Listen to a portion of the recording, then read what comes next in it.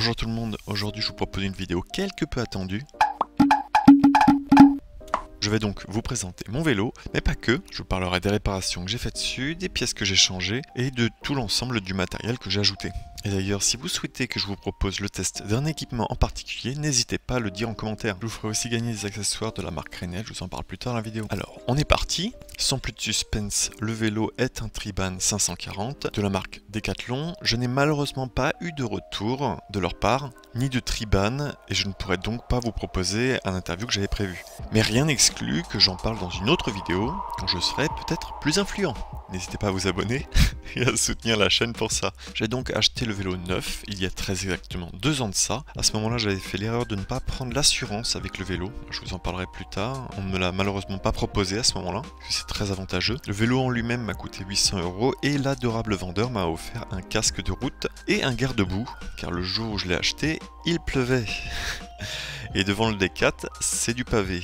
Donc je pense que quand il a vu l'état de mon vieux casque, il s'est dit qu'il était temps de le changer. J'ai donc choisi ce modèle car je me considère encore comme un amateur, mais je souhaitais de la bonne qualité, robuste et pas trop cher. Avant ça, j'avais eu un Peugeot que j'ai plié contre une voiture, un Raleigh que j'ai également plié contre une voiture. La vidéo parlant de l'accident est en fiche. Un Vitus où j'ai réussi à desceller le cadre pendant une sortie en forêt. C'est pour ça que j'ai quelques petites réticences aux itinéraires gravel. Le Triban lui est tout en alu avec une fourche carbone et monté avec des roues Mavic. Il est équipé d'une transmission Shimano 105 qui répond très bien. J'ai adoré son look sobre avec un cadre sloping qui lui donne un centre de gravité bas et permet une nervosité et maniabilité très adaptée à la ville. J'ai également personnalisé le cadre avec un sticker sur mesure. Ça me demandait un peu de débrouillardise mais je trouve que ça rend pas mal. Pour en revenir au cadre sloping, il tire son nom d'une petite pente entre le guidon et la selle que j'ai d'ailleurs changé pour une Italia C2 car j'ai trouvé la selle d'origine un peu trop souple et pas très confortable sur les longues distances. J'ai ensuite ajouté des pédales VTT semi-automatiques pour pouvoir continuer à les utiliser avec des chaussures classiques et évidemment des chaussures automatiques. Alors j'ai choisi les RC100 que j'avais acheté pour tester et j'ai fini par les garder parce qu'elles sont confortables et me permettent de marcher avec.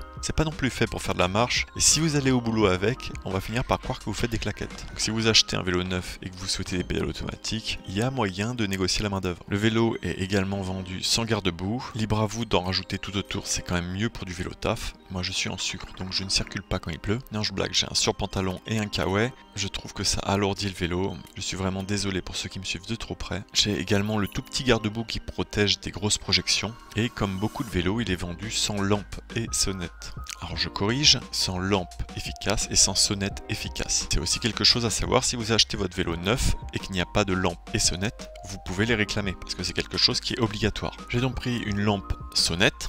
Avant, j'avais un AirZoom, mais mon lapin a décidé de couper le câble d'alimentation et donc ça ne fonctionne plus. Merci Bugsy. Et puis j'ai fini par préférer la sonnette car elle est plus accessible sans quitter le frein de la main et l'énorme plus c'est qu'elle fournit donc de la lumière et qu'il n'y a pas besoin de la recharger à chaque fois. Le AirZoom, il faut le recharger tous les 20-30 pouet-pouet.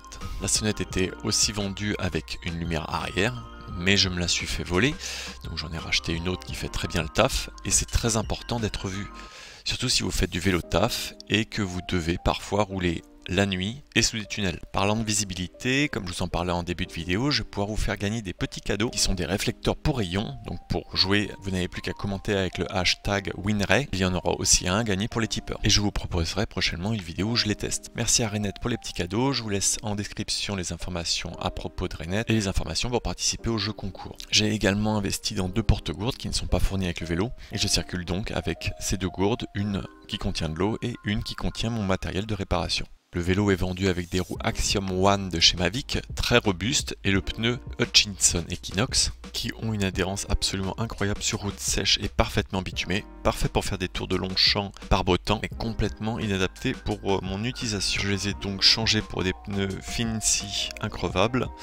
J'ai aussi testé des Michelin, mais c'était pire au niveau des crevaisons. J'ai aussi eu des problèmes avec les Schwalbe Lugano, mais je ne conseille pas spécialement les Fincy car ils sont très lourds. Et si vous avez d'ailleurs des conseils pour des bons pneus increvables, je suis preneur. Je n'ai encore jamais testé le tubeless et je suis pas très chaud non plus. Je n'ai pas du tout touché au guidon ni câblage, même si je me tâte à changer cette horrible vis de serrage rapide pour le plateau.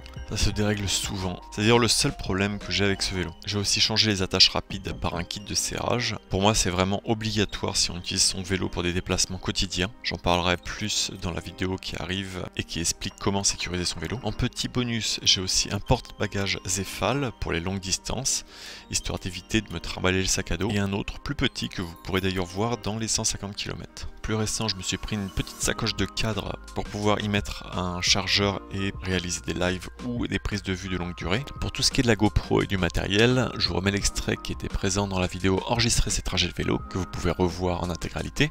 Et au début de vidéo, je vous parlais de prendre l'assurance, c'est parce que j'ai eu pas mal d'accidents, ça représente environ 600 € pour 4 accidents, sans aucune conséquence, enfin juste matériel, et depuis que j'ai équipé la GoPro, c'est environ un an, je n'ai pas eu de nouvelles mésaventures. Depuis un an, je ne fais plus non plus mon trajet vélo-taf, et c'est peut-être lié, car c'était un trajet très accidentogène. Vous pouvez d'ailleurs voir la vidéo que j'avais fait à propos de celui-ci. Je détaillerai le sujet vélo-taf dans une autre vidéo, car c'est un sujet très intéressant. On en arrive donc à l'entretien. Chaque année, je change plusieurs pièces sur le vélo. On commence donc par la chaîne. J'ai pris une SRAM 11 vitesses à 15 €. Elle fait le taf pour le moment. J'ai aussi mis à dévoiler les roues, environ 20 €, parce que je sais toujours pas le faire. Je change les freins avant et arrière, soit 25 € pour l'ensemble. Je change aussi la cassette car les dents sont complètement bouffées. C'est une Shimano 11 vitesses pour 40 €. Ensuite, au niveau des chambres à air et rustines, j'avais fait une vidéo là-dessus. Disons que par an, je crève une dizaine de fois, ce qui représente 15 € en chambre à air ou 2 € de rustine. Il y a aussi le câble de dérailleur qui a sauté, ça représente environ 3 € et c'est très simple à changer. Et les pneus, environ une cinquantaine d'euros la paire, ce qui représente en maintenance à l'année environ 150 €. Ce qui fait qu'en 2 ans, ce vélo m'a coûté 2500 €. Alors si on retire les GoPro et les accidents, ça fait plus que 1400 €. Sachant que pendant ce temps-là, l'indemnité kilométrique, elle, m'aura rapporté plus de 1500 €. Ça, comme je dis, j'en parlerai dans une autre vidéo. Avant de finir cette vidéo, je tiens à vous remercier chaleureusement. Vous êtes maintenant 5000 à me suivre sur YouTube. Ça me fait extrêmement plaisir de voir que vous appréciez le travail que je fais et ça me permet de garder cet enthousiasme pour continuer à vous proposer toujours de nouveaux contenus. Je me permets donc d'enchaîner sur Tipeee et de remercier les derniers tipeurs, Théopsis, Constance, Sève, Exui et Luan. Vous me permettez de prendre plus de temps pour les créations que je fais et j'apprécie énormément cette liberté. Pour ceux qui sont restés jusqu'au bout, sachez qu'il y a 11 vidéos qui sont déjà planifiées. Vous pourrez les retrouver dans l'onglet communauté de la chaîne et en discuter. Vous pouvez aussi proposer vos idées. Sur ce, je vous dis à bientôt et bonne route.